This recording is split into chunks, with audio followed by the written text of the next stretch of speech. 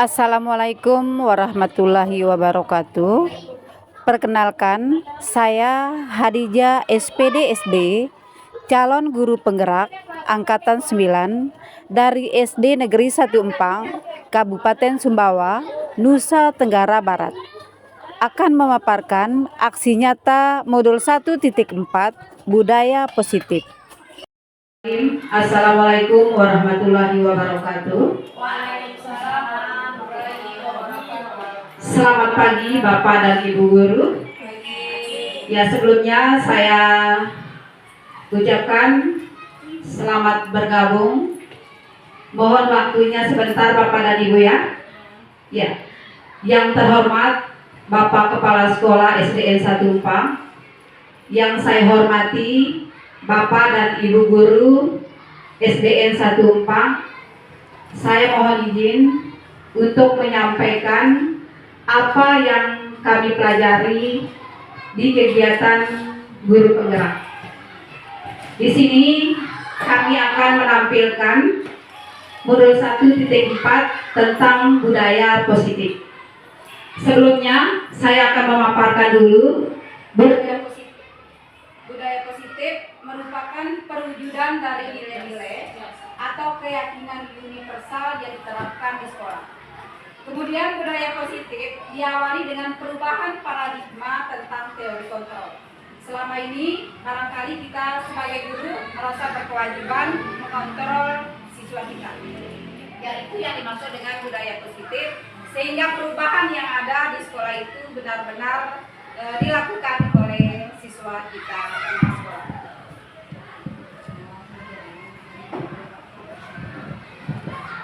Perubahan paradigma dengan dianalogikan seperti ini, kita akan berusaha menggenggam apa yang menurut kita sangat berharga. Ya, mungkin saya minta dua dari Bapak Ibu untuk maju ke depan melakukan bagaimana kegiatan mengepalkan tangan kita. Di tangan itu kita anggap ada benda yang sangat berharga, ya, yang mungkin bagi Bapak dan Ibu guru itu mau melepaskan atau tidak. Ya, saya mohon kepada Ibu Atut. Siapa lagi? Mohon satu orang maju ke depan, Bu. Ibu Aprianti, silakan.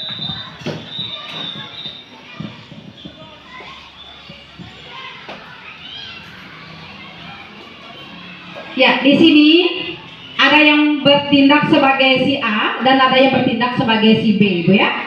Si A berusaha menggenggam tangannya, kemudian di dalam tangan itu anggap ada benda yang berharga, mau dilepaskan atau tidak. Sekarang si B berusaha mengambil benda yang menurut si A berharga. Boleh dengan cara dibujuk, boleh juga menyuap, atau boleh juga mengkritik. Yang jelas bagaimana usaha ibu untuk bisa mengambil benda yang menurut si B, si A sangat berharga. Silakan, Bu.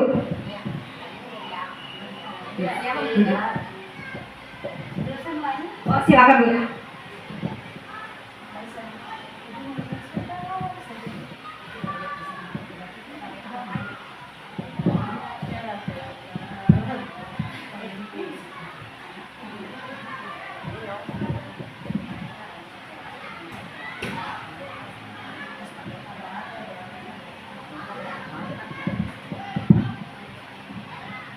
Halo sayang, coba ibu mau lihat apa yang di tangannya?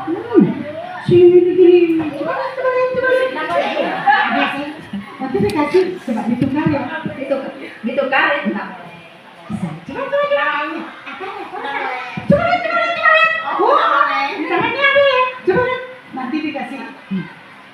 Kenapa dikasih? Oh, nanti nggak mau diajak ya. Mau jeblong nggak? Ayo. Coba. Nggak mau. Oh ya. Baik, terima kasih. Ya, tadi sudah melakukan praktek. Ternyata yang bertindak sebagai si A tidak mau melepaskan apa yang menurut beliau tadi sangat berharga, yang walaupun berbagai upaya dilakukan oleh si B, ya dapat disimpulkan bahwa yang mengontrol diri kita orang lain atau diri kita sendiri. Ya, jadi ada pada diri kita sendiri. Baik Bapak dan Ibu guru. Next.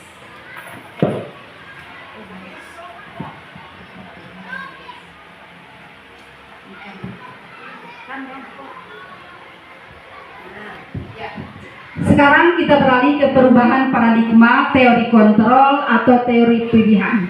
Ya, yang pertama, ilusi kontrol guru mengontrol murid. Kemudian ilusi bahwa kritik dan membuat orang merasa bersalah dapat menguatkan karakter.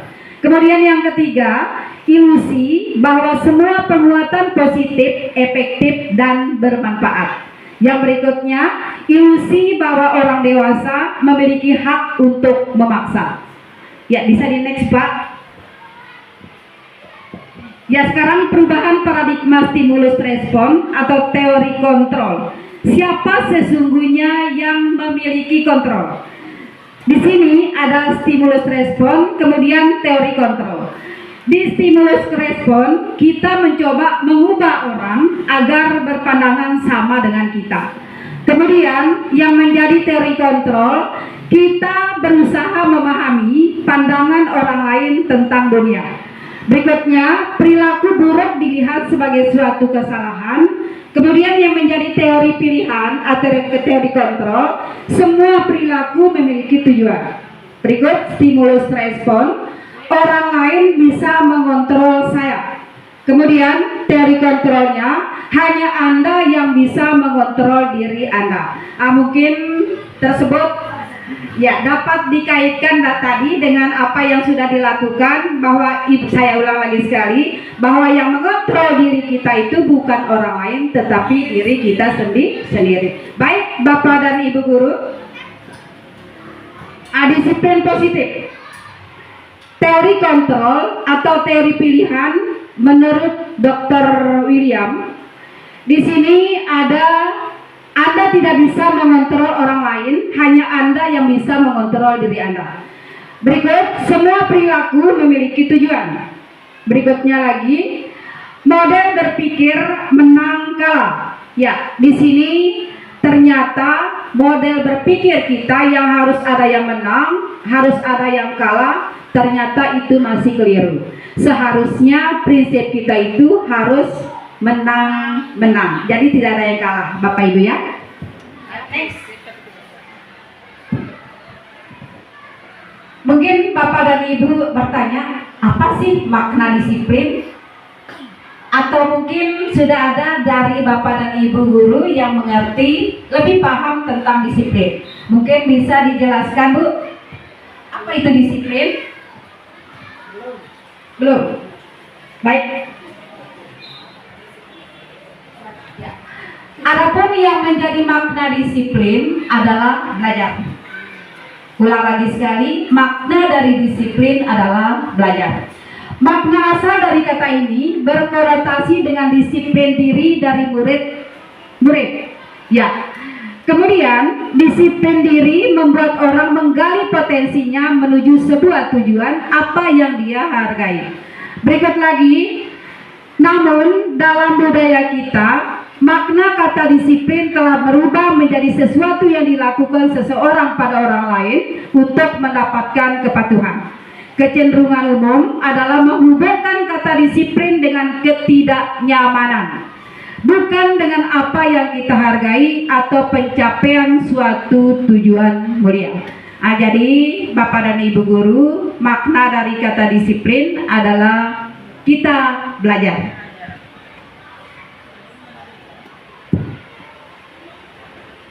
Ya, berikut kita beralih ke nilai-nilai kebajikan universal.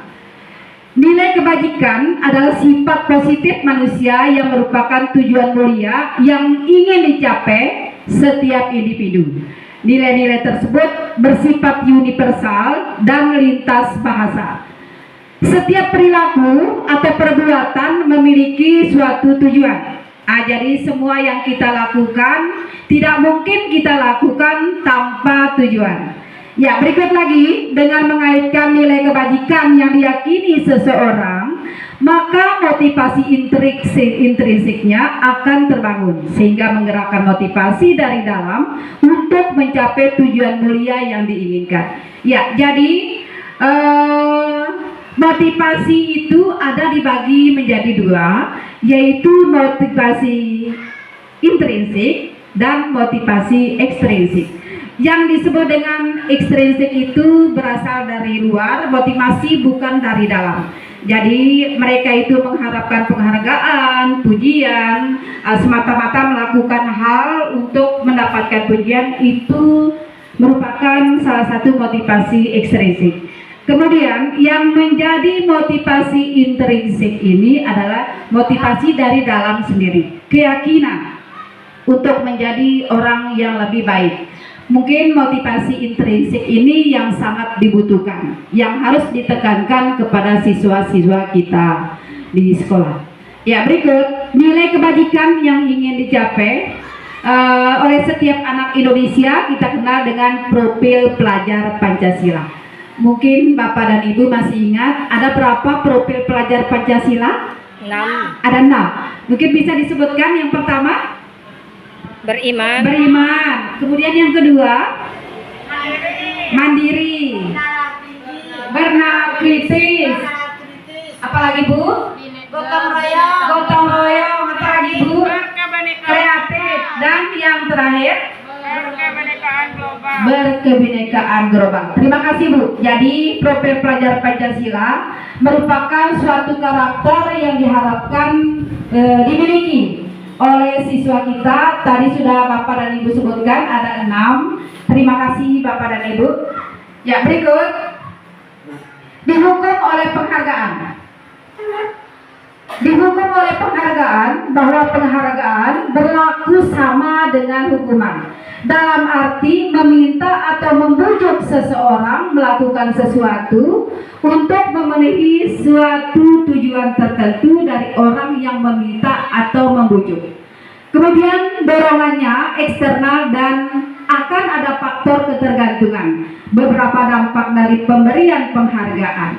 Ya, jadi kalau motivasi eksternal itu membuat siswa itu ada merasa ketergantungan. Misalnya contoh, ingin mendapatkan hadiah, ingin mendapatkan juara. Ketika kita tidak mampu atau ada guru lain yang sebagai wali kelas yang berbeda dengan kita memperlakukan siswa berbeda, mungkin ibu guru yang berikutnya nanti tidak memberikan hadiah, maka si anak ini tidak mau belajar seperti yang pernah diberikan hadiah. Itu mungkin dampak dari faktor ekstrinsiknya. Jadi mungkin ditekankan kepada kita semua, tolong jangan lakukan hal seperti itu, karena dapat memicu siswa kita itu ada rasa ketergantungan. Ya, baik Bapak dan Ibu guru, pengaruh jangka pendek dan jangka panjang. Kemudian penghargaan menghukum, penghargaan mengurangi ketepatan, penghargaan tidak efektif, penghargaan akan merusak hubungan. Mungkin di sini pengaruh jangka pendek dan jangka panjang. Kalau faktor ekstrinsik itu mungkin senangnya hanya sebentar, jangka pendek. Kemudian penghargaan menghukum, artinya siswa itu seakan-akan kita akan membentuk karakter mereka itu menghukum, dalam artian ada siswa yang tidak kita beri hadiah akan menghukum, itu akan membentuk mental siswa yang lain itu akan merasa kurang dihargai, kurang memiliki kemampuan, padahal sebenarnya semua siswa itu memiliki kelebihan masing-masing. Mungkin itu dampaknya Bu ya.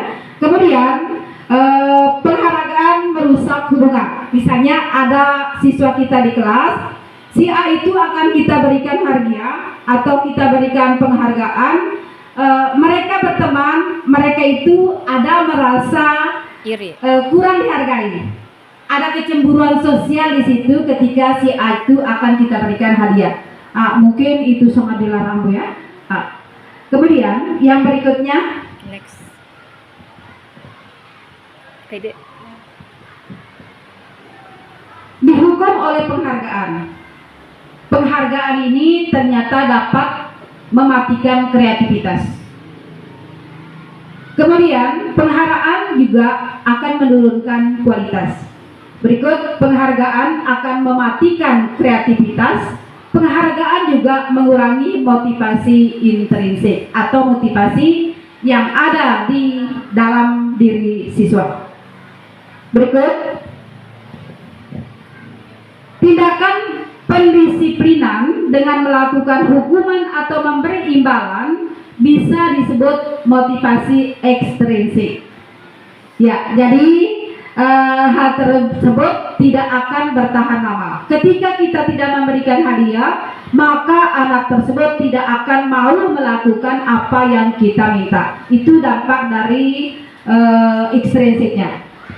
Barangkali dengan hukuman dan imbalan siswa memang menjadi patuh, tapi patuhnya saat tidak akan dilakukan lagi ketika tidak diberikan hadiah. Barangkali itu pula yang menyebabkan bangsa kita kesulitan dalam membentuk karakter masyarakat. Ya, jadi karakter itu sendiri kita yang bentuk. Jadi mulai dari sekarang, marilah kita membentuk karakter siswa kita agar tidak tergantung kepada hadiah atau tidak tergantung kepada penghargaan yang diberikan oleh orang lain. Ya, bisa di next Pak. Bentuk program kebajikan atau apresiasi. Dalam memberikan apresiasi atau pengakuan perlu diingat beberapa hal. Yang pertama, beri pengakuan secara khusus, beri pengakuan secara pribadi, beri pengakuan kepada semua murid, beri pengakuan secara konsisten dan fokus pada proses. Mungkin dapat saya jelaskan sedikit tentang beri pengakuan secara khusus.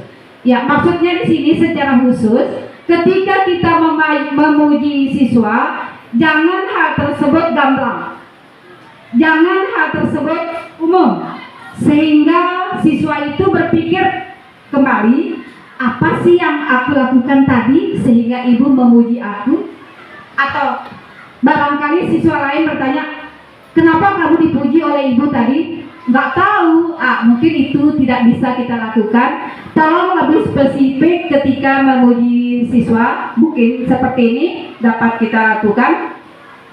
Kamu tadi datang cepat, lebih awal dari temanmu. Itu tidak akan membuat siswa berpikir lagi. Itu disebut dengan pengakuan secara khusus.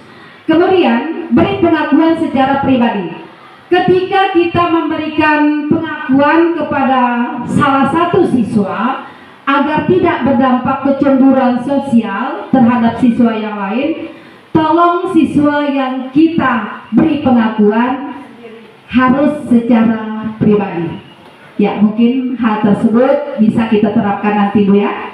Kemudian beri pengakuan kepada semua murid. Ketika kita di depan semua siswa, tolong jangan lakukan hal yang pribadi, tapi kita harus memuji secara klasikal. Artinya semua siswa yang ada di situ kita puji. Boleh ada yang disiplin, ada yang hebat di bagian mana.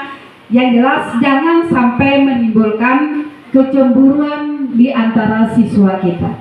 Ya, berikut lagi. Beri pengakuan secara konsisten. Artinya pengakuan yang kita berikan itu betul-betul apa adanya. Jangan kita buat. Karena kalau kita buat, membuat siswa bangga, itu berdampak, dia juga akan bertanya nanti, Bu, kenapa ibu memberikan aku pujian padahal aku tidak melakukan hal tersebut? Bisa saja seperti itu. Ya, mungkin bisa dilanjutkan. Ya, contoh pengakuan atau apresiasi kebajikan. Yang pertama, pembuka, mungkin seperti ini. Kemarin saya perhatikan. Berikut, saya menghargai. Berikut lagi, terima kasih. Ya, yang menjadi nilai kebajikan dari kemarin saya perhatikan, di situ ada rasa empati besar sekali. Kemudian situasi yang akan terbentuk pada saat menolong murid baru di kelas kita. Ya, boleh dilanjutkan. Ya, tindakan guru ada mungkin pernah kita lakukan, dan saya pribadi saya pastikan pernah melakukan. Ada yang namanya hukuman dan ada yang namanya konsekuensi. Sebelum saya jelaskan apa yang menjadi hukuman dan apa yang menjadi konsekuensi, mungkin ada di antara Bapak dan Ibu yang sudah paham tentang perbedaan hukuman dan konsekuensi.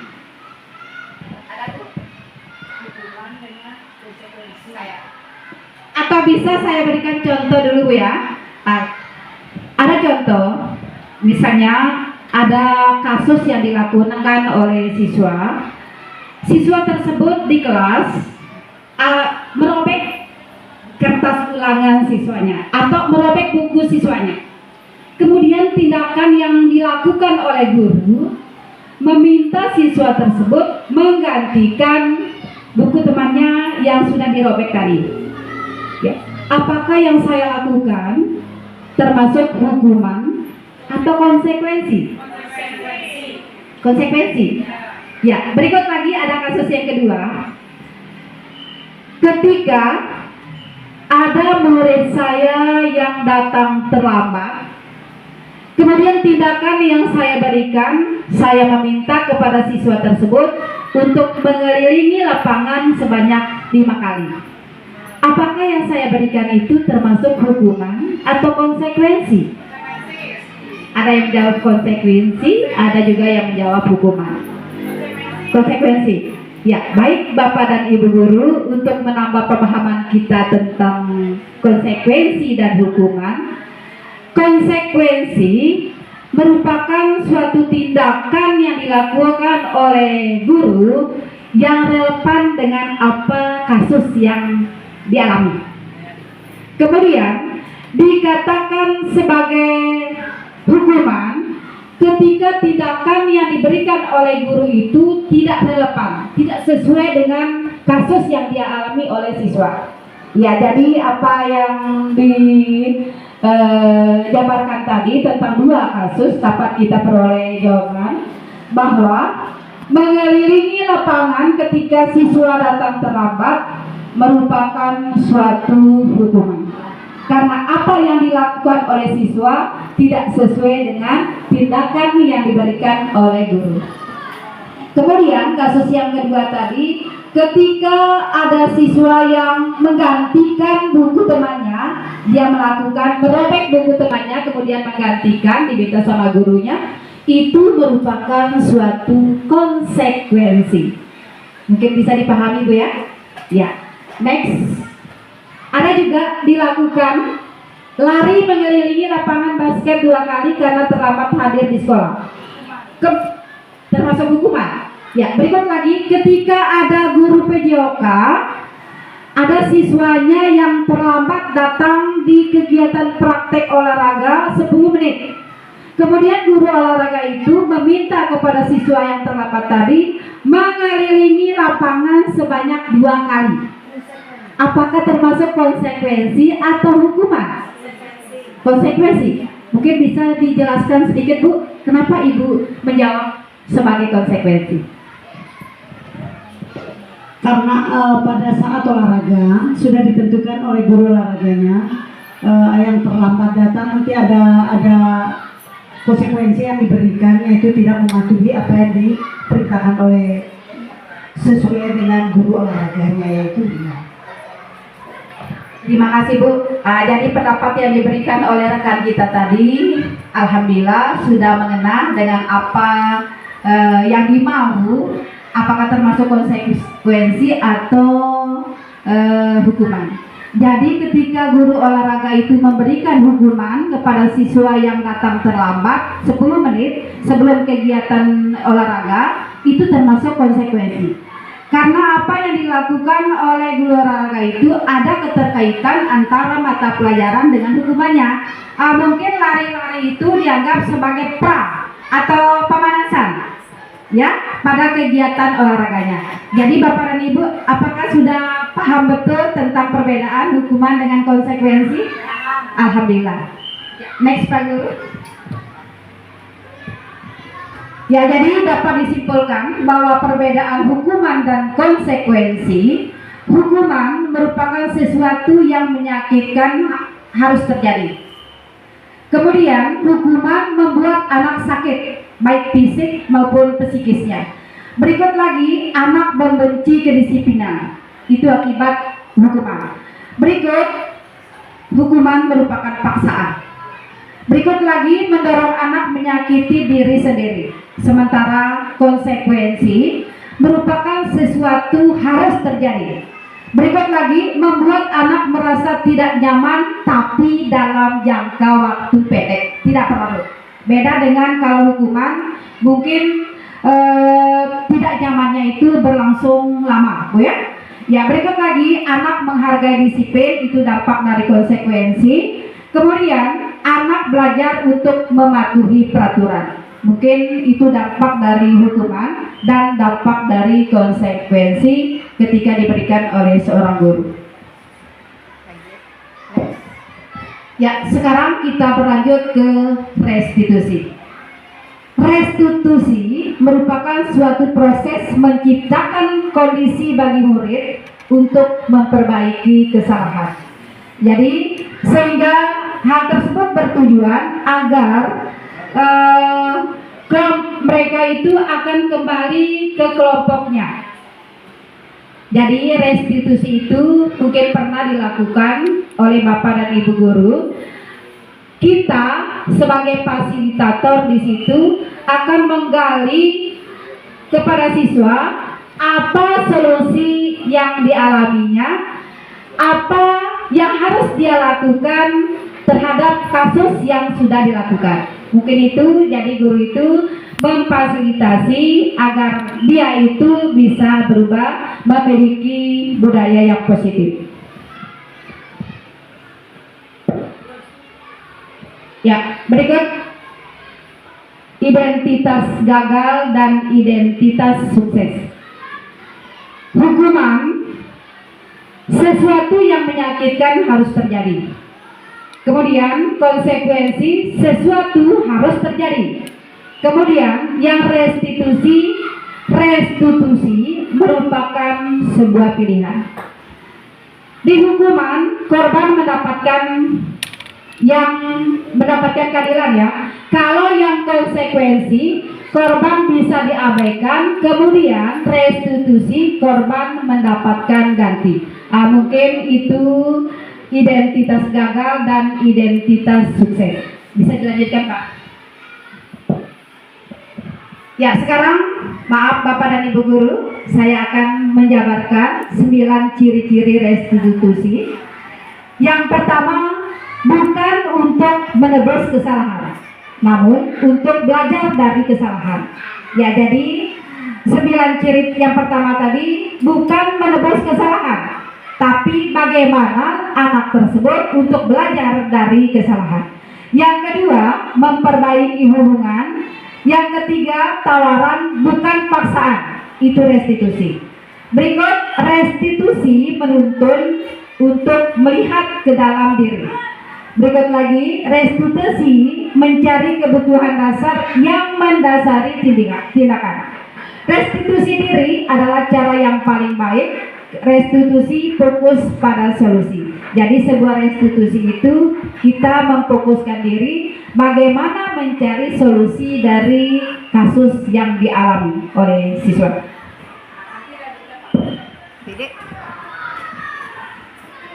Ya, sekarang ke budaya positif. Budaya positif itu ada lingkungan positif, kemudian keyakinan kelas, dan ada juga peraturan kelas.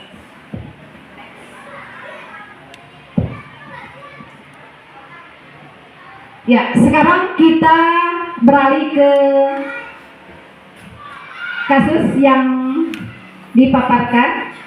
Di situ ada yang disebut dengan kesepakatan dan ada juga yang disebut dengan keyakinan. Kira-kira berdasarkan apa yang ada di slide, mungkin Bapak dan Ibu guru bisa memilih yang mana yang disebut dengan kesepakatan kelas, yang mana yang disebut dengan keyakinan kelas. Bisa Bu? Di yang berwarna putih, kami guru dan murid yang saling menyayangi. Kemudian kami murid yang semangat belajar. Kemudian lagi kami murid yang peduli dengan teman-teman. Itu kalimat yang ada pada slide yang berwarna putih. Kemudian yang berwarna hijau, datang tepat waktu, mengucapkan salam, menjaga kebersihan sekolah, berdoa sebelum dan sesudah keyakinan, aktif dalam pembelajaran. Kira-kira yang berwarna putih atau yang berwarna hijau yang termasuk keyakinan kelas? Yang berwarna putih. Jadi kami guru dan murid yang saling menyayangi. Itu bunyi keyakinan. Baik. Berikut, kami murid yang semangat belajar. Termasuk keyakinan kelas. Sepakat. Baik Bu. Berikut, kami murid yang peduli dengan teman-teman. Keyakinan. Jadi dapat disimpulkan bahwa suatu keyakinan kelas itu dapat terbentuk dari beberapa kesepakatan. Ya, jadi keyakinan ini akan memayungi beberapa kalimat yang ada di kesepakatan kelas. Misalnya siswa disiplin. Sekarang kalau kalimat yang kita tulis pada sebuah keyakinan, apakah harus ada kata dilarang? Boleh apa tidak Bu? Boleh. Jadi pada keyakinan kelas sangat ditekankan bahwa kami atau kita semua diminta jangan menuliskan kata jangan atau jangan diawali dengan kata dilarang, karena itu berkonotasi negatif. Ya, jadi alangkah baiknya kita membuat kesepakatan kelas, kami guru dan murid yang saling menyayangi. Jadi jangan ada konotasi yang kita tuliskan. Bisa dipahami Bu? Ya, kita lanjutkan lagi. Ya, kegiatan pendalaman keyakinan kelas kita menggunakan tabel. Ada tabel T dan juga ada yang disebut dengan tabel Y. Ya, di sebelah kiri disebut dengan tabel Y, kemudian yang berada di sebelah kanan merupakan tabel dalam bentuk T. Hormat kami menyakiti bahwa sangat penting untuk menghormati semua orang dan barang milik orang lain. Ya, di sini ada kata terdengar, kemudian terlihat, kemudian berperilaku pada tabel Y. Ya, di tabel T ada di situ hormatnya tampak seperti, tidak tampak seperti, kemudian ada juga yang di bekerjanya tampak seperti, tidak tampak seperti. Ya, jadi beda antara tabel dalam bentuk Y dengan tabel dalam bentuk T. Kalau menggunakan tabel dalam bentuk Y ada 3 kata di situ, yaitu terdengar, terlihat, dan berperilaku. Kemudian pada tabel dalam bentuk T ada di situ tampak seperti dan tidak tampak seperti. Ya.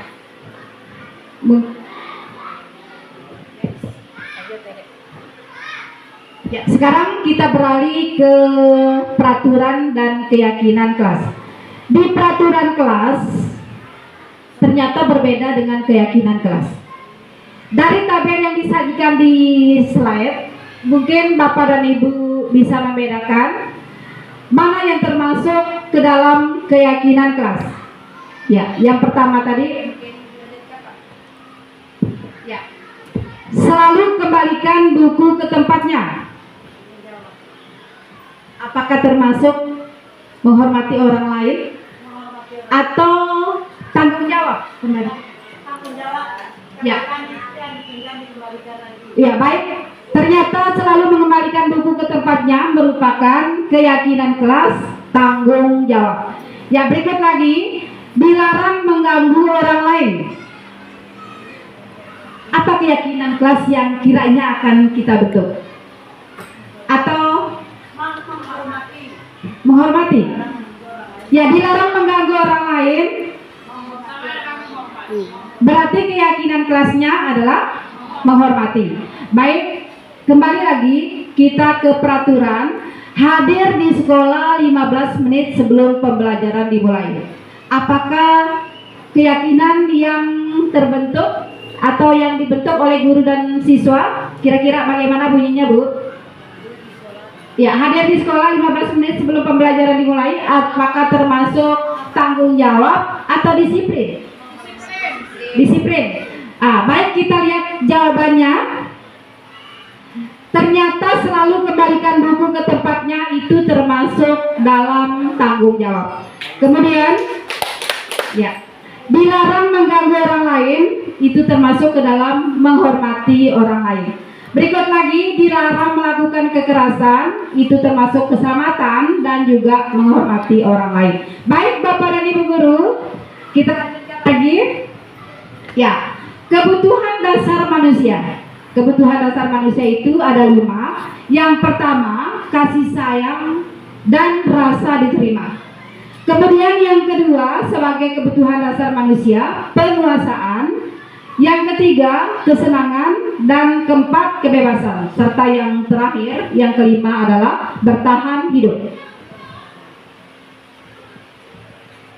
Ya, sekarang ada 5 posisi kontrol. Di sini 5 posisi kontrol.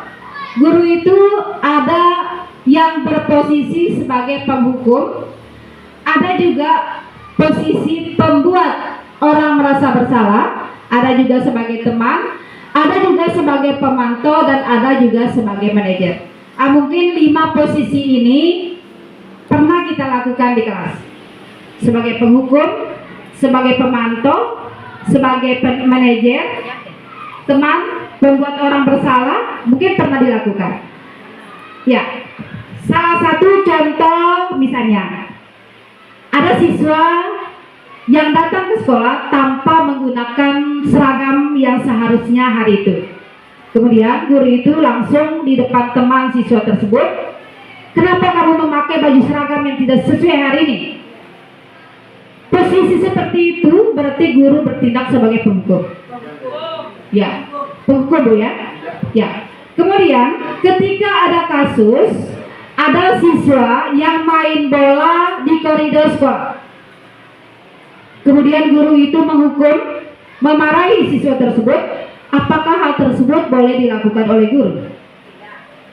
Boleh atau tidak, Bu? Ya, apa yang harus dilakukan oleh guru?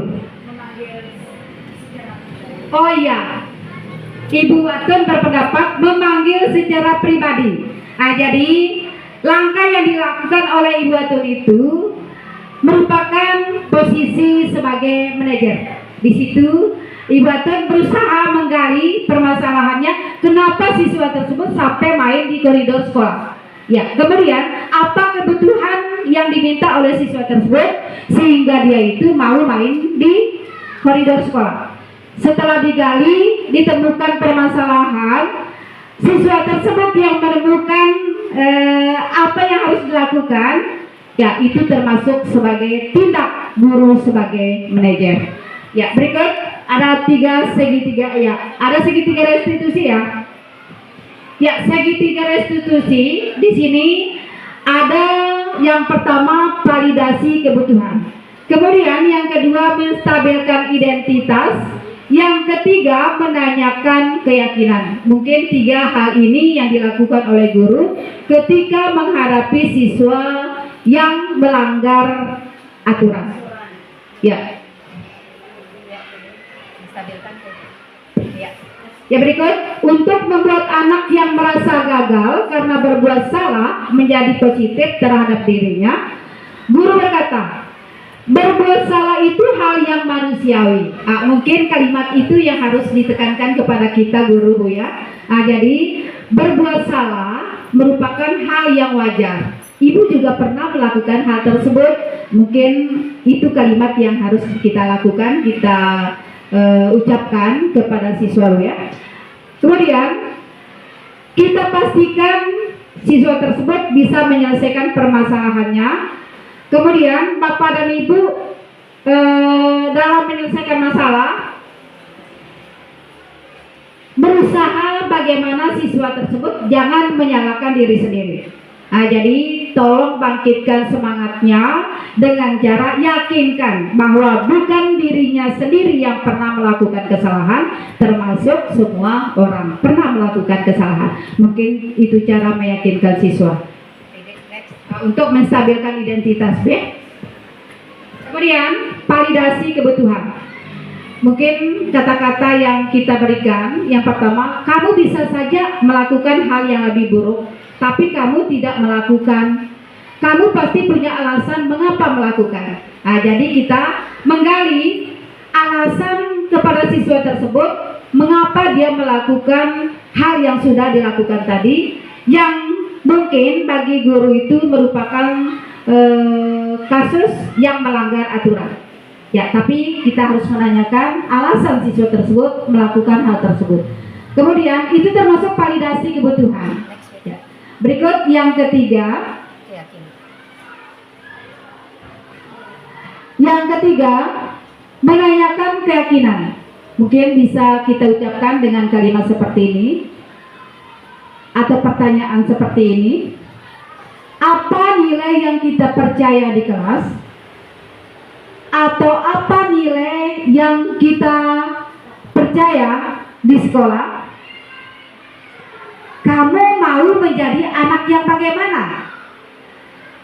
Mungkin itu cara menanyakan keyakinan Bu ya. Jadi apa yang dijawab oleh siswa itu dirangkum oleh guru, kemudian dicari solusinya. Ya, berikut. Ya, sekarang dari apa yang saya paparkan tadi, kira-kira ada yang ingin ditanyakan? Ya, silakan.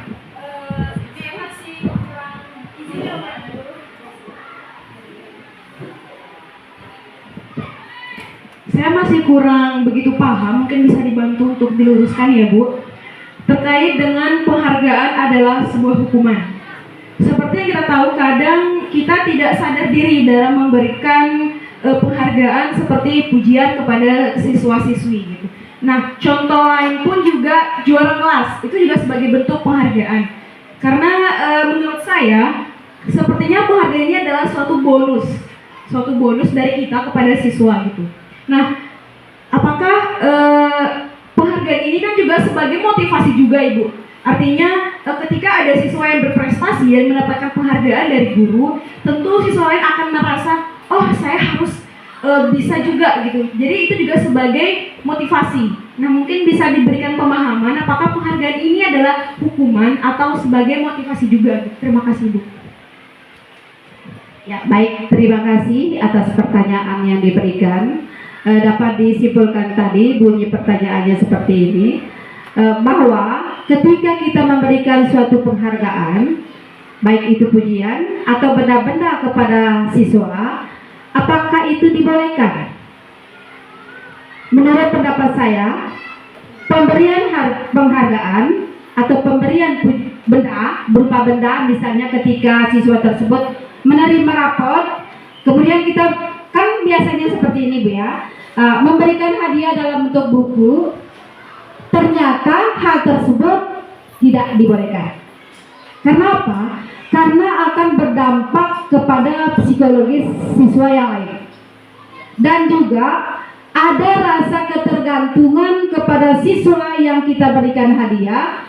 Ketika tidak diberikan hadiah, dia itu tidak termotivasi lagi untuk belajar. Mungkin itu dampak ketika kita memberikan sebuah hadiah. Jadi hal tersebut sangat tidak dibenarkan karena akan berdampak ketergantungan siswa terhadap hadiah. Jadi alangkah baiknya kita itu, karena setiap siswa memiliki kelebihan masing-masing. Kita akan memberikan pujian atau memberikan sebuah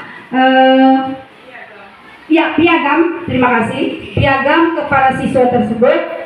Mungkin siswa yang ini dalam bentuk toleransinya, mungkin siswa yang satu dalam bentuk disiplinnya, sehingga semua siswa itu akan merasa bangga dengan kelebihan masing-masing. Mungkin itu jawaban dari saya. Apakah sudah mengena?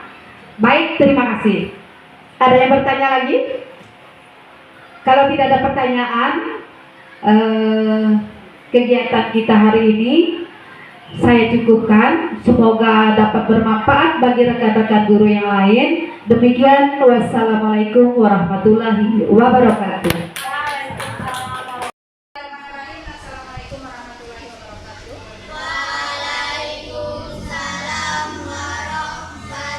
warahmatullahi wabarakatuh. Bagaimana kabar hari ini? Baik. Nah, ya.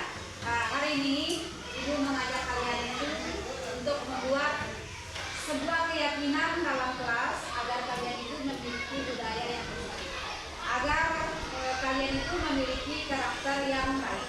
Ya, keyakinan kelas itu harus kita sepakati antara ibu dan kalian agar nanti dapat dilaksanakan dengan tanggung jawab. Ya, untuk membuat keyakinan kelas, usahakan nanti jangan ada kata yang berkonotasi negatif. Dalam artian, kata yang kalian buat nanti ketika ibu minta, jangan ada kata dilarang atau jangan, tidak boleh nanti ya. Nah, jadi usahakan kalimat yang kalian bentuk nanti menggunakan kata yang berkonotasi positif. Misalnya, datang sekolah tepat waktu. Nah, itu salah satu contoh kalimat yang berkonotasi positif. Nah, bisa dipahami? Bisa. Jadi kesepakatan nanti antara si A dan si B, kalau memang sama nanti antara 2 orang atau 3 orang, kalimat itu diambil jadi satu, ya. Nah, dirangkum menjadi satu, diwakili oleh satu kalimat. Boleh dilaksanakan sekarang? Boleh. Di sini ada ibu memiliki semacam kertas, ini sticky note. Di sini kalian ibu minta nanti menuliskan apa yang menjadi keyakinan yang kalian yakini untuk disepakati oleh semua temannya. Silakan ketua kelas bagikan teman-teman.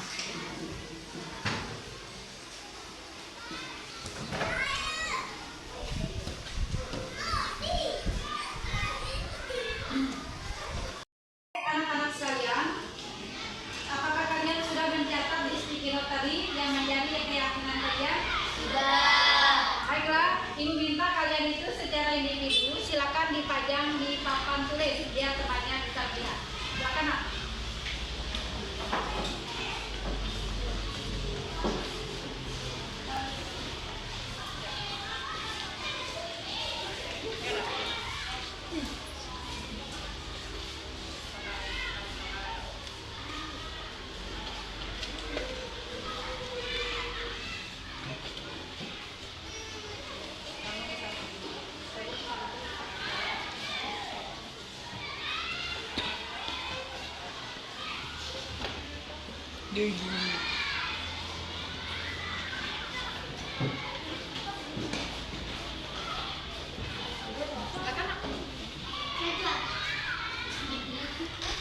Berdasarkan apa yang kalian tulis, ibu bacakan, Nak, ya. Ya, yang pertama tadi, menghargai guru dan seluruh warga sekolah. Ibu ulang lagi sekali, dicatat sama teman kalian tadi. Yang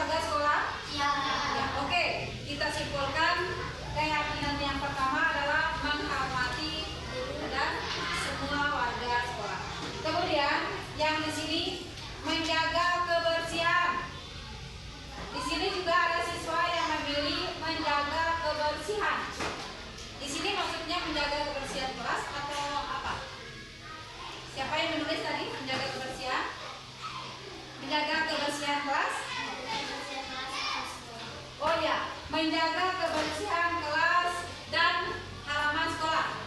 Bagaimana? Kita sepakati? Ya, Ibu sepakat ya. Kalian bagaimana? Sepakat. Oke, jadi tata tertib atau keyakinan kelas kita yang kedua adalah menjaga kebersihan kelas dan sekolah. Kemudian yang ketiga, memberikan contoh baik untuk adik kelas. Di situ ada juga, Ibu lihat, memberikan contoh baik bagi adik kelas. Ya, ternyata ada 3 orang yang memilih memberikan contoh baik bagi adik kelas. Bagaimana bentuk contoh baik itu? Yang bagaimana maksudnya? Memberikan contoh baik dalam bentuk apa kira-kira? Menghargai guru. Oke, apa lagi? Mana contoh baik itu? Kira-kira? Ya? Tidak membuli teman. Apa lagi kira-kira contoh baik? Ya? Menghargai seluruh warga sekolah. Oke, baik. Berarti ini bentuk contoh baik atau teladan yang akan kalian berikan kepada adik kelas. Bagaimana yang lain, sanggup? Sanggup. Siap memberikan teladan atau contoh baik kepada adik kelas? Siap. Oke, kita bungkus. Berarti memberikan contoh baik kepada adik kelas ini kita jadikan sebagai keyakinan kelas 6. Oke? Sip? Sip.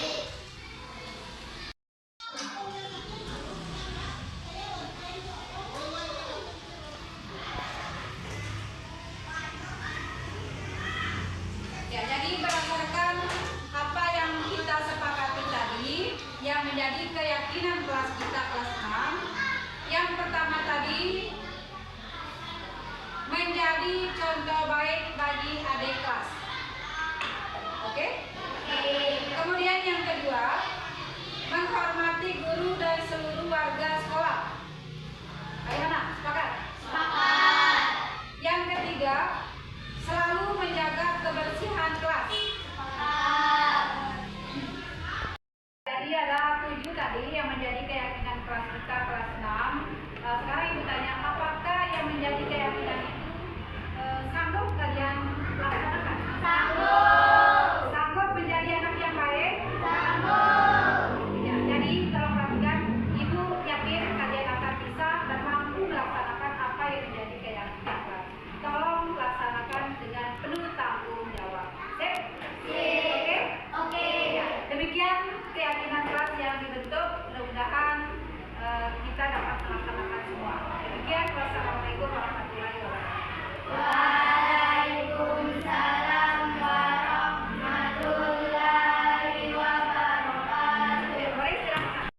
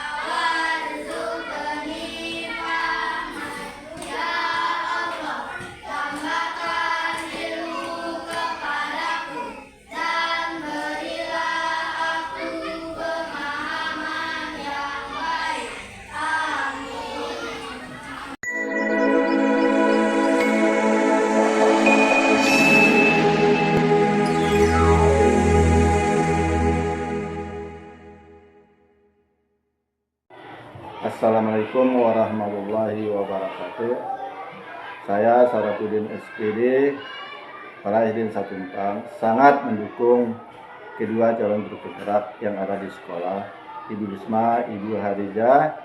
Praktek baik yang dilakukan membawa perubahan positif bagi sekolah dan menginspirasi rekan guru dalam memotivasi siswa membiasakan diri menerapkan budaya positif.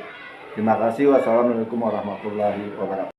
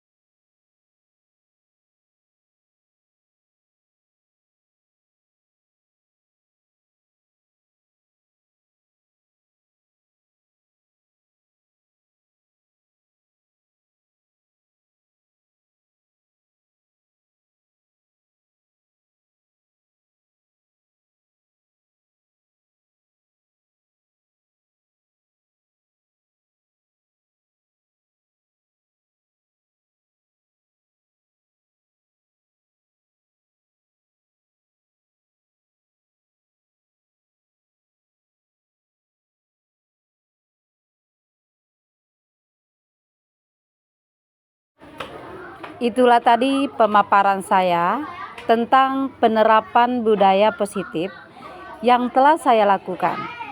Semoga dapat bermanfaat.